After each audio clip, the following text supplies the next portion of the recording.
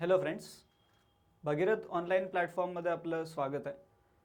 आजच्या लेक्चरमध्ये आपण करंट अफेअर्स 17 नोव्हेंबर आजच्या दिवशीचं करंट अफेअर्स त्यामधला एक मुद्दा डिस्कस करणार आहोत, जो बराच चर्चेचा आहे.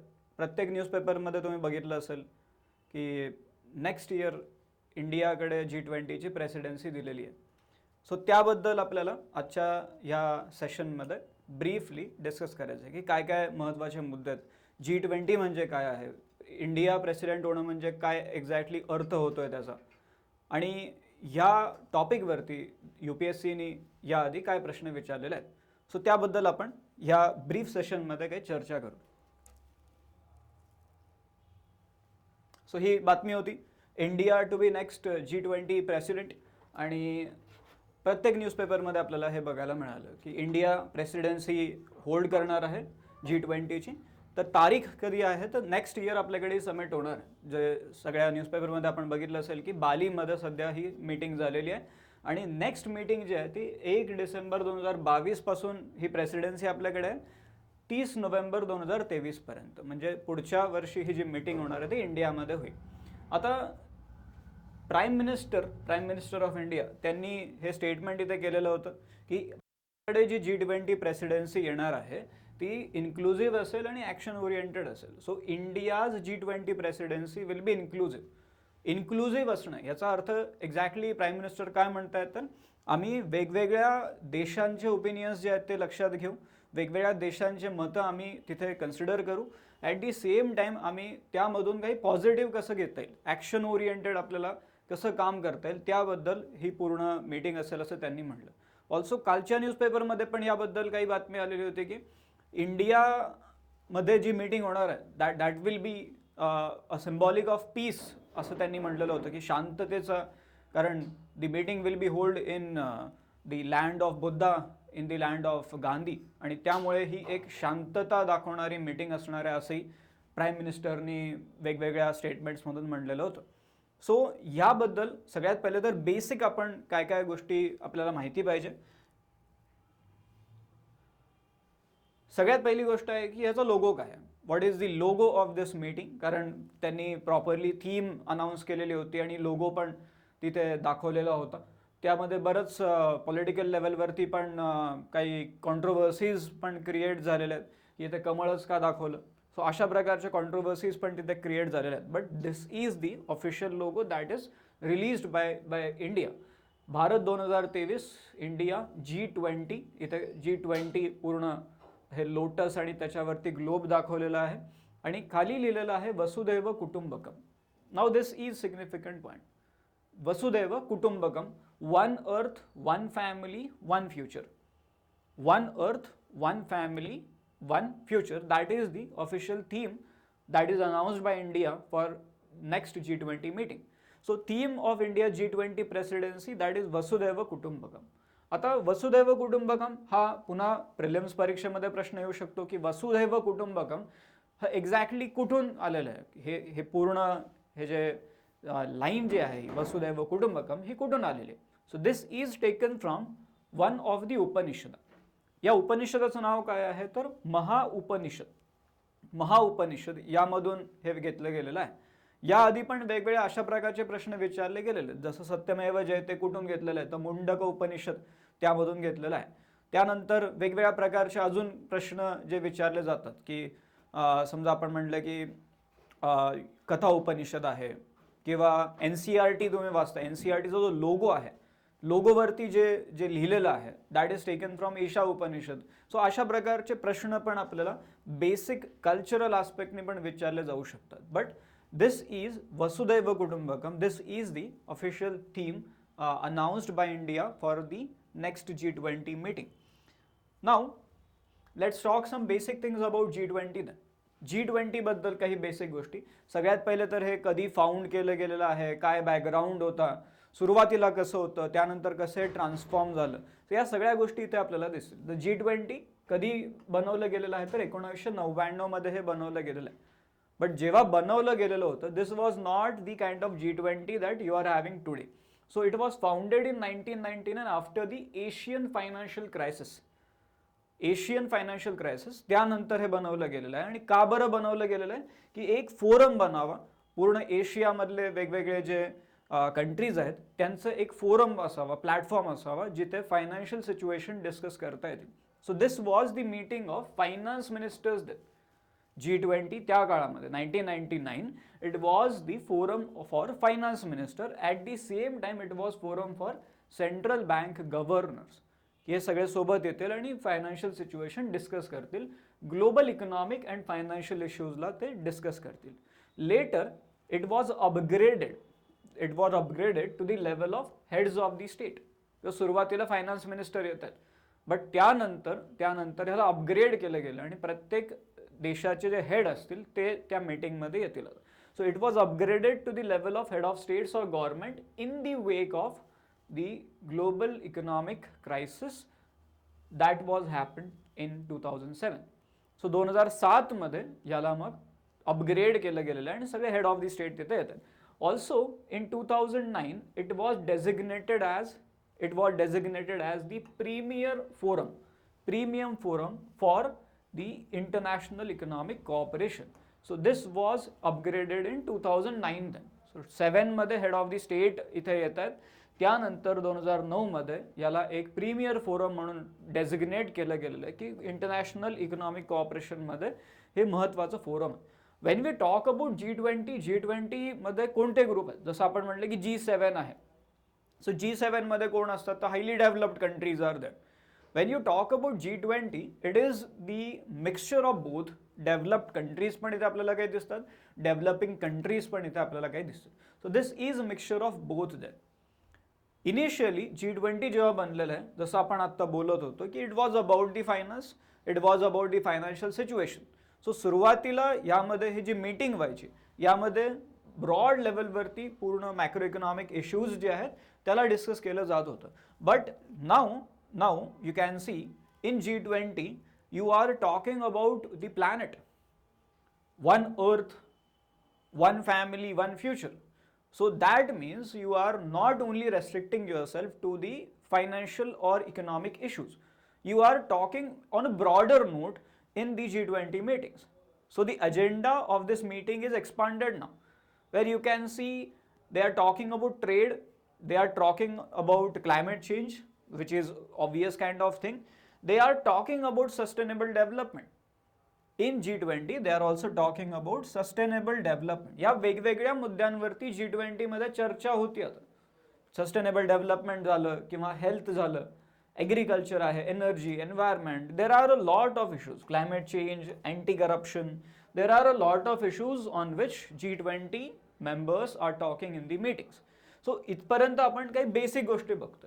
Now one point that you should know की हे कुठून मिळते आपल्याला, where this content is taken from. हे पूर्ण जे नोट आहे ही आपल्याला रिसेंटली जे PIB ने रिलीज केलेली डॉक्युमेंट होती, PIB. This is from PIB मधून घेतलेलं आहे. ही नोट आहे जे ऑफिशियली गव्हर्नमेंटच्या बाजूने रिलीज केलं गेलेलं. Now let's see the next point in this. G20 मध्ये एक्झॅक्टली कोण कोण असते, who are the members of G20. तर बेसिकली यामध्ये 19 कंट्रीज येतात. देर आर 19 कंट्रीज G20 मध्ये. 19 countries are there, plus the last one that is 20th one is European Union. So हा एक ग्रुप आहे ज्याच्यामध्ये 19 कंट्रीज येतात आणि युरोपियन युनियन येते, which represent world's major developed as well as emerging economies. It is not like group of only developed countries. Here you are having group of developed as well as emerging economy. मग आता कोणकोणते members आहेत हे आपल्याला माहिती पाहिजे, because in UPSC prelims 2020 exam they have asked you this question. The G20 it comprises of 19 countries. मग 19 कोणत्या कोणत्या आहेत हे एकदा प्रॉपरली बघणं गरजेचं आहे. Argentina, Australia, Brazil, then Canada, China, France, Germany, group of both developed as well as emerging economies. India is there, Indonesia, Italy, Japan, Republic of Korea, Mexico, Russia, Saudi Arabia, then South Africa, Turkey is member, United Kingdom and then United States. हे total झाले 19. आणि त्यानंतर 20वा आहे European union. UPSC prelims 2020 मध्ये हा प्रश्न विचारला गेला होता. सगळ्यात पहिले तो प्रश्न बघून घेऊ काय होता. See this question. UPSC prelims 2020. In which one of the following groups are all the 4 country members of G20? कोणत्या हे देशांचे ग्रुप दिलेले आहेत, कोणते असे आहेत की मेंबर्स आहेत G20 चे. तर सगळ्यात पहिले जर आपण म्हटलं Argentina, Mexico, South Africa and Turkey. Second option is Australia, Canada, Malaysia, New Zealand. Third option is Brazil, Iran, Saudi Arabia and Vietnam. And fourth option is Indonesia, Japan, Singapore and then South Korea. जर आपण ही list बघितली जी या स्लाइडमध्ये दाखवलेली होती, त्यामध्ये आपल्याला दिसेल की Indonesia is there, then Japan is there, Republic of Korea is there. After that Singapore जे एका ऑप्शनमध्ये होतं, सिंगापूर नाही याच्यात. देन एका ऑप्शनमध्ये न्यूझीलंड होतं, New Zealand is also not there, New Zealand is also not there. एका ऑप्शनमध्ये व्हिएतनाम होतं, Vietnam is also not member here, Vietnam पण मेंबर नाही. सो त्यामुळे इथे जर आपण बघितलं Argentina, Mexico, South Africa and Turkey. See here Argentina is there first only, then Mexico, then South Africa and Turkey. So all these are members of G20. So यामध्ये विचारलेलं आहे in which one of the following groups are all the 4 countries members of G20. So Argentina, Mexico, South Africa and Turkey, all these are members of G20.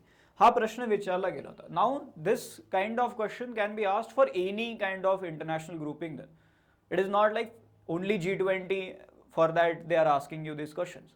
Like they can ask you की Asian development बँकचे कोणते कोणते members आहेत, Asian infrastructure investment bank त्याचे कोणते कोणते members आहेत, अशा टाईपचे क्वेश्चन्स विचारले जात आहेत. Now there is one data available here की G20चं सिग्निफिकन्स काय, why we talk so much about G20. तर G20चा सिग्निफिकन्स दाखवणारे एक डेटा आपल्याला इथे दिसतोय की G20 मेंबर्स जे आहेत ते 85% ग्लोबल जीडीपीला रिप्रेझेंट करतात. So they represent 85% of global GDP, which is quite significant kind of thing. On economic front, this is quite significant kind of thing because you are having USA here, you are having Russia here, you are having China here, India. त्यामुळे खूप मोठा share आपल्याला इथे दिसतोय global GDP मध्ये. Also 75% of international trade is represent through G20 countries and 2/3 of the world's population is living in these 20 countries, 19 countries plus European Union. So हा जो data आहे हा आपल्याला मेन्समध्ये खूप महत्त्वाचा राहणार आहे because Wien you talk about any international grouping त्याचा सिग्निफिकन्स दाखवणारा काही ना काहीतरी डेटा आपल्याला माहिती पाहिजे. G20 त्यानंतर आसियान आहे समजा, और they can ask you about like European Union, so त्यांचा एक स्पेशल क्वेश्चन विचारला जाऊ शकतो. सो हे जे ग्रुपिंग्स आहेत, युनायटेड नेशन्स आहे, हे वेगवेगळे जे ग्रुपिंग्स आहेत त्याबद्दल काही ना काहीतरी प्रश्न आपल्याला विचारला जाऊ शकतो. And basically this is part of your GS2. You talk about UPSC, you talk about MPSC, दोन्हीमध्ये आपल्याला दिसेल की हे GS2 मध्ये एक वेगळा एक टॉपिकच दिलेला आहे. At the end of that GS2 syllabus they have given this topic international organisations, आणि त्यामध्ये आपल्याला हा एक महत्त्वाचा एक टॉपिक राहू शकतो. आता पुढचा एक प्रश्न मग येतो की आता हे वेगवेगळे newspaper, one of the section that we will discuss now is from Times of इंडियामध्ये काही गोष्टी ह्या आलेल्या होत्या. सो त्यामधून जर आपण बघितलं तर एक महत्त्वाचा मुद्दा आहे की G20चा प्रेसिडेंट होणं म्हणजे एक्झॅक्टली अर्थ काय होतो त्याचा. What does it means that any particular country is member of G20. आता याची वेबसाईट जर आपण बघितली तर आपल्याला दिसेल की G20चं असं काही सेक्रेटेरिएट नाही आहे. नॉर्मली आपण जे बघतो की कोणती इंटरनॅशनल ऑर्गनायझेशन त्याचं हेडक्वार्टर आहे, सेक्रेटेरिएट आहे. So like that OECD is running the overall management of this entire grouping. त्यामुळे G20 जेव्हा तुम्ही सर्च करता त्यावेळेस तुम्हाला OECDच्या वेबसाईटवरती ते घेऊन जातं. So you are directly going to OECD website. आता मीनिंग काय म्हणायचं, G20 प्रेसिडेन्सी कोणत्याही देशाला मिळणं याचा अर्थ काय होतो. सगळ्यात पहिले तर G20 प्रेसिडेन्सीचं कामं काय काय, what is the work here. So हां, so G20 presidency it steers the G20 agenda. G20चा जो अजेंडा असेल पुढच्या वर्षभरात आपल्याला काय काय कामं करायचे, तर तो जो अजेंडा आहे तो 1 वर्षासाठी हे जे प्रेसिडेन्सी कंट्री असेल ते सांभाळणार आहे आणि पुढच्या वर्षीची जी समिट असेल ती इथे होस्ट करण्याचं कामही या प्रेसिडेन्सी कंट्रीचं राहणार आहे. That is the first point. Second point, जेव्हा इंडियाला ही ऑपॉर्च्युनिटी मिळते त्यावेळेस आपण बघतो की we are facing a lot of issue. We are facing a lot of issues like first you can see the health related issue, pandemic. After that we can see supply chain disturbances are there due to the Ukraine war. There are a lot of supply chain disturbances are there. या सगळ्या scenario मध्ये इंडियाला opportunity एक मिळते that we can emerge as a global leader. then global leader, why we want to become global leader? Because we want to simply provide solutions to the global pressing problems that humanity is having. आणि त्यामुळे ही एक opportunity म्हणून आपल्याला बघता येईल की भारताला ही एक ऑपॉर्च्युनिटी मिळालेली आहे. ऑल्सो G20चं स्वतःचं काही परमनंट सेक्रेटेरिएट नाही आहे. This can be one important point that G20 is not having own permanent secretariat and whatever work they are doing then. तर हे काम जे आहे बेसिकली 3 कंट्रीजचा ग्रुप ते बनवतात ज्यांच्या थ्रू हे पूर्ण एक पूर्ण जे मॅनेजमेंट आहे ते कंटिन्युअसली परफॉर्म केलं जातं. So the presidency is now supported by troika. Then the presidency is supported by troika. For example पुढच्या वर्षी इंडिया प्रेसिडेंट आहे तर इंडियाला सपोर्ट करणार 2 कंट्रीज. मग कोणत्या 2 कंट्रीज आहेत तर सध्या इंडिया प्रेसिडेंट आहे. इंडियाच्या आधी कोणीतरी प्रेसिडेंट राहिलेलं असेल, इंडियाच्या नंतर कोणीतरी होणार. So this is the group of 3 countries that is called as Troika then. So Troika means previous, current and then incoming presidency. आणि ह्या तिघांचा मिळून जो ग्रुप होतो ते पूर्ण हे काम जे आहे ते बघत राहतील. So during India's presidency this troika will comprise of. आता हे विचारलं जाऊ शकते प्रिलिम्स एक्झाममध्ये की ट्रॉयका सध्या काय आहे. सो इंडोनेशिया का आहे कारण आता रिसेंटली जी मीटिंग झाली ती बालीमध्ये झालेली होती. Then India and then Brazil. So Indonesia, India and Brazil या तिघांचा जो ग्रुप आहे त्याला ट्रॉयका सध्या म्हटलं जातं.